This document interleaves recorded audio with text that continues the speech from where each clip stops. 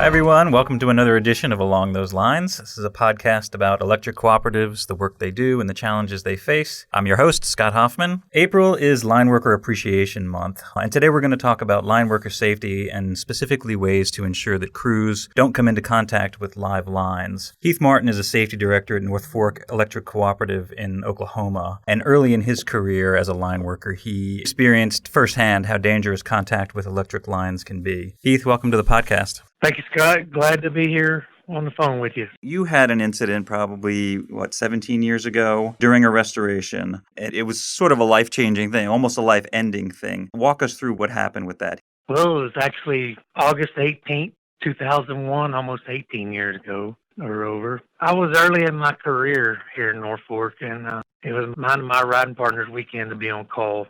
And it was a Friday evening. We got called out. A pretty good thunderstorm had come through, and we had multiple outages. We'd worked all night and finally got to go home that morning after getting our last outage on. And I wasn't at home probably an hour before I got called right back out. And I'd made plans to go fishing with some buddies that morning. And I know this is a bad excuse, but I was in a hurry to go get the line back on and get back home and go fishing. That's a terrible excuse to have, especially in my line of work. And we got out to the guy's house. There was only one house on the line, and we figured lightning probably kicked the line off. We talked to the guy, looked at his transformer. Everything looked good. We drove the line out to the breaker. We got our extendo out, ran it up, and reset the breaker. And the OCR operated 3 times, and the handle comes back down. Well, in our line of work, that means the line is still off. We had a fault on the line. So we drive the line back towards the guy's house because he's on the end of the line. And we find a busted bell back behind his house. And we couldn't get the truck to the pole. There was a ditch and a fence we were going to have to go through and go around. And I just told my riding partner that I would get my climbing gear on, go up and fix the bell. We didn't really think that was the problem, but it needed to be fixed. And in this process, we had to walk a couple spans and carry a bunch of stuff down there to the pole. I don't remember ever talking to him about grounding that line down. And in our line of work, you never work on a line unless it is grounded. It's not dead unless it's grounded. Give us an idea of what that means to ground it down.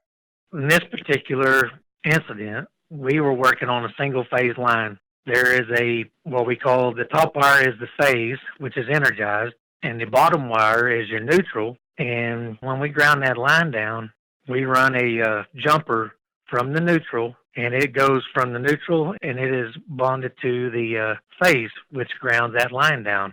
It's called a personal ground, and you are supposed to work between grounds anytime you're working on something that's de-energized. But here's where I try to preach to people when I go and talk about my accident. Me and my old riding partner that I broke out under had worked on lines like this before several times. We would go out and not ground the line down, knowing that the line's dead, and still work on it. So I climb the pole, I go up, and before I even get safetied off, there's a jumper going from one wire to the other. All I do with my arm around the pole, reach up to move that wire a little further up with the back of my hand. And when I do, 7,200 volts goes in my right hand, goes across my body, and my arm that is around the pole is on the pole ground. Your electricity is always trying to find a path to ground. Well, that was my path to ground. Right through you. Right through me. And then I just apparently went limp. I was between the phase and the neutral, which was on a 35-foot pole. I was probably close to 30 feet in the air and fell. And my ride partner sat there and watched the whole thing. He said when he got to me that I was unconscious, not breathing, he ran to the truck and tried to call 911, had no service. Luckily, we were close to this guy's house. When he got back to me, he noticed I was breathing, so he rolled me over, and so I wasn't choking on blood. I bit my tongue real bad from the fall. He ran to the house. They called 911 and got the ambulance out there. And then they got me to a local hospital there in Elk City where they kind of got me stable. And then they transported me later on to OU Medical in Oklahoma City. I had some pretty severe electrical burns on my right hand and my left forearm. and had to have some skin graft done. It took a while for them to decide whether to go ahead and do my skin graft because they thought I would lose my right hand. Mm. Had to wait in the hospital for a few days before they decided I could move my hand. Eventually, it burnt the two tendons for my middle finger and my ring finger on my right hand, and I couldn't raise them up. I could make a fist with all of my fingers, but I just couldn't raise those two fingers up to meet the rest of my fingers. So they had to go in and do some tendon grafting. I had several skin grafts done and had a lot of physical therapy to get over my injuries. Heath, what was your total recovery time? I mean, from the day the incident happened to the time that you felt like you were at least back to as normal as you were ever going to get? I was only in the hospital a week before they released me to go to my sister lives in Oklahoma City. And I'd had a skin graft done, and I didn't break any bones from the fall. Was fortunate. The doctors, they expected me to have a severe neck problem, some other problems from my electrical burn. The doctor said it was pretty remarkable for me to go through what I'd done and not have any problems that they, expected me to have. That's incredible. I mean, you fell 30 feet under rock, right? And you didn't break anything. That's crazy. No, sir. Fell on the back part of my head and my right shoulder. I do have some lingering injuries. I do have some neck problems and lower back problems that I deal with. I do have some arthritis quite a bit in my elbows and in my shoulders and stuff from the electricity passing through me, they say. But I can live with it. Heath, did you go back to doing line work after you recovered? I did. Like I said, I was early in my career, and I was taught to do the right thing. I just, for whatever reason, I can't explain it to myself. I can't explain it to the people when I'm talking about my accident, why I took the shortcut that I did that almost cost me my life. But I loved what I did. As a lineman, you enjoy doing your work, and I understood the reason why it happened. If I would have followed safety rules and procedures, that accident would have never happened. What would have been the procedure that would have saved you? There were several that could have. I could have had a visual open on that breaker when we drove the line. Once I got down to where I was going to work on the line, I should have gone ahead and grounded it on both sides of where I was going to be working. And even if I'd have wore my rubber gloves and sleeves, I could have, with the line being energized, I don't know. I may not have ever got contacted it, but I probably would have figured it out, and I would have my rubber gloves on. I had a lot more protective gear on that would have saved me from being electrocuted. But yes, I come back to work. At the time, I was an area lineman, and Chad was my riding partner. I was in charge. They took my truck away from me. They took my area away, put me back on construction. I run a digger for probably 6 months. I was back on construction doing work and just doing my part to fit back in. I was embarrassed because I got caught breaking a safety rule. I hate to say it, but there's people out there that done exactly what I've done and just have never got caught. It was unfortunate that it happened, and there's people who go through their career that never get caught. They take that same shortcut that I took. They've just been luckier than I was. And this is what you do now, right? You're no longer climbing poles. You're looking after the safety of your crews now, right? Yes, sir. That's what I do now. I'm a full-time safety and compliance guy here at Northfork. What are you telling them to make sure that they stay focused, they don't get complacent, and they don't take for granted, what they're looking at when they come up to a restoration or a live line situation? The guys need to take their time, do a good, thorough job briefing, talk about what they're going to do and how they're going to do it instead of just get to the job. A lot of times we show up, we already knew what we needed to do. We just never talked about it. We never got us a plan, a good plan. We just did the job. You're following safety rules for a reason so that you go home every night to your family. That's the main thing we're after, is to make sure that everybody goes home at the end of the day. Is there one thing that you would say, this is the one thing that is going to get you if you're not careful? Is there a particular thing that veteran line workers might take for granted that you would say is their biggest liability? Holding people accountable. When you see somebody doing something that's if they're taking a shortcut or they're not following a safety rule. We've gotten to where we don't speak up. We don't hold people accountable. Mm. And I don't understand why we've gotten there. I ask my guys, if you're afraid of hurting somebody's feelings or them being mad at you, to me, it's not worth it. I'd rather them be mad at me because I spoke up and possibly saved their life and they got to go home to their family. I could live with my decision. Eventually they're going to get over it. If we're just giving them lip service on safety, they're probably not going to go out and value safety as a very high priority in the company, But as long as you show them that you care about them and you want them to go home every night and you're out there with them and you're making sure that they're doing their job safe, then to me, you're doing everything you can. Heath, do you commemorate the day that the accident happened every year? Do you have any kind of remembrance of what happened that day? I do. It's like my anniversary. It's like my anniversary date. I remember it just like it was yesterday. It's something that every August 18th, I don't have to put it on the calendar to remember. I know it's coming, and it's tough to talk about it. I've been fortunate that I could go around to other co-ops and tell my story, and hopefully somebody gets it, and I keep them from doing what I've done. If we can just keep people from taking shortcuts and just follow the rules, that's all we ask. Follow the rules so you go home to your family every night. I can't explain why I took a shortcut. I guess I didn't respect electricity like I should have. I mean, I respect my life. Why didn't I take the time to work it safe? If I could answer that, I probably wouldn't be here working. I'd probably be somewhere else. Well, Heath, I hate to put you back through this and make you remember all that bad stuff, but I appreciate you taking the time. You're very welcome. Thank you, Scott, for giving me the opportunity. Our experts here at NRECA have been working with Federated Rural Electric Insurance Exchange on ways to put an end to electric line contacts. We have Bud Branham and Corey Parr in the studio. Bud is NRECA's safety director, and Corey heads up the safety and loss control program at Federated. Gentlemen, welcome to the podcast. So glad to be here. Yeah, I'm glad to be here. Thanks for the opportunity to talk about it. So line contacts are an ever-present danger in our industry. But give us an idea of the work that line crews are doing today on a daily basis that expose them to this risk. Our crews, in many situations, have to go within minimum approach distance of energized lines and energized parts to make repairs, to switch lines, to do maintenance, to make connections of new lines.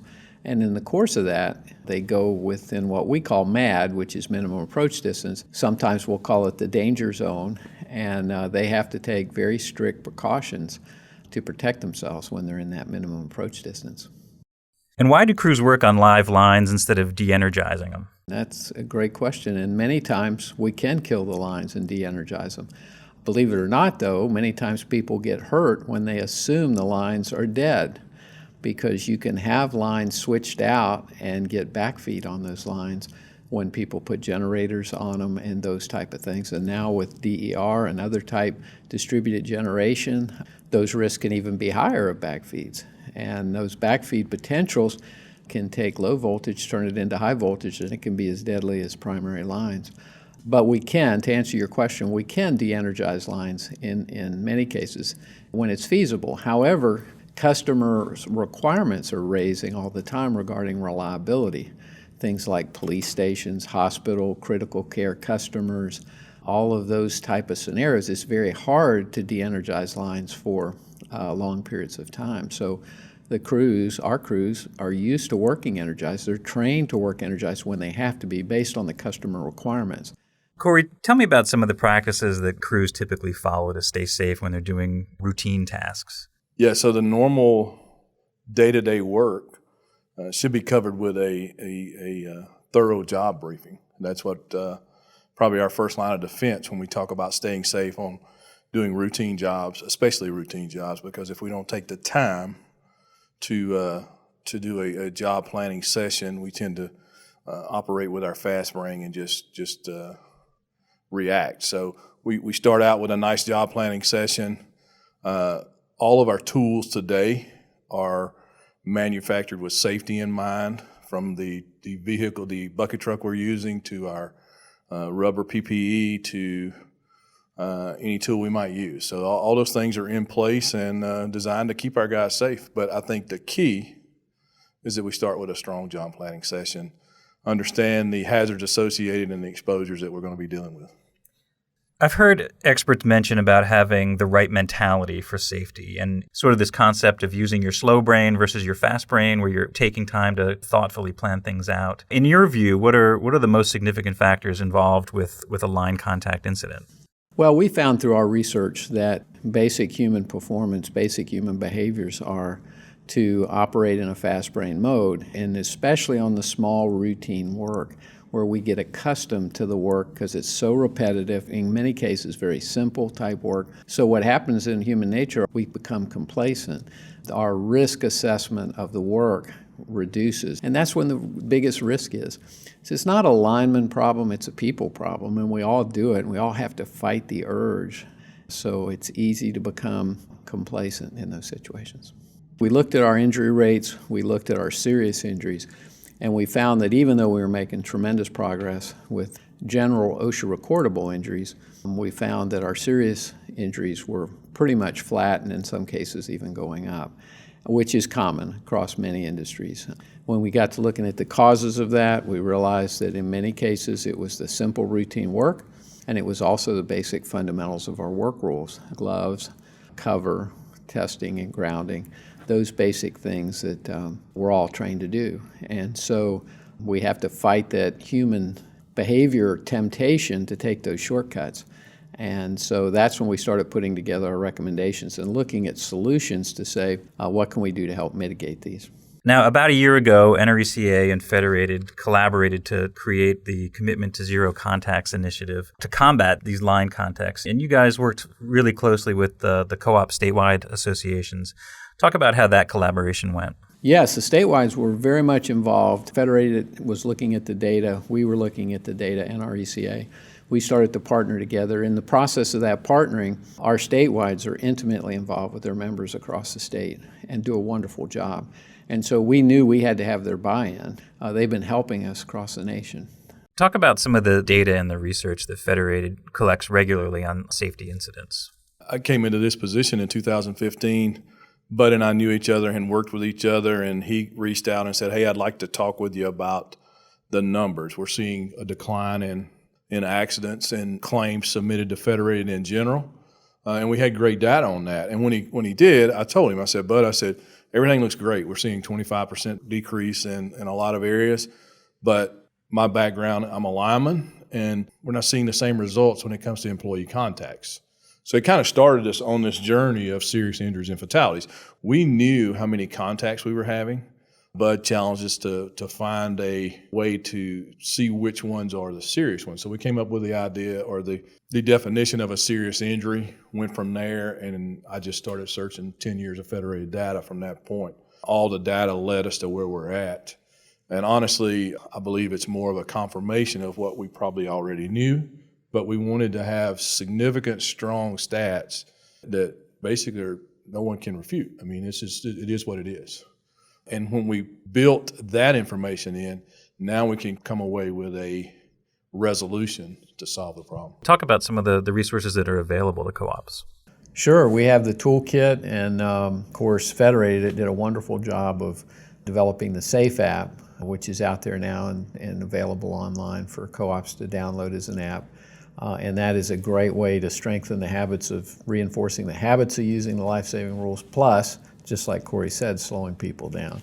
And Corey and I are really pushing the utilization of the app on all work. And if you don't use the app, then your own job briefing form, but on all jobs. The toolkit also includes videos, a clearance video and a cover video that Federated produced, working with Northwest Lineman College. It's great, very simple, very short. The idea is to create a two-way discussion in a co-op, and we're finding more and more that there's common misunderstanding about some of these basic concepts. And it's real important that when we ask for a commitment and or set an expectation, that everybody's on the same page in terms of understanding what those procedures mean. So I know part of the program involves asking CEOs to take a pledge. What's the goal of that part of the program? Well, the CEO commitment piece of it is simply going into the toolkit and clicking a button that I commit to the program. And we did a lot of studying on this, and what we found was that people that, based on their own internal values, make a commitment to change and or to commit to something, commit to a change, if it's voluntary and if it's based on their values, and if they make it public, they make a public display, it will affect their behaviors in a significant way. And so we wanted the top of the organization, the senior most leader, to make that commitment, and then the board, if they felt so led, to be the example for the people in the trenches so that they would follow and buy into that. And so it's a precursor. It's just a beginning of the journey. It's not an end-all, be-all. We don't expect it to be that. It's a one-time commitment to drive a stake in the ground and say, as of here, we're going to make a difference here to protect our people to the highest extent possible. Thanks so much, gentlemen. Oh, thank you for the opportunity. Any chance we get to spread our message, we want to spread it. Amen to that. We'll talk about safety. We care about the folks. Remember to subscribe on your favorite podcast app. For more on this topic and many more, visit electric.coop. Until next time, for Along Those Lines, I'm Scott Hoffman.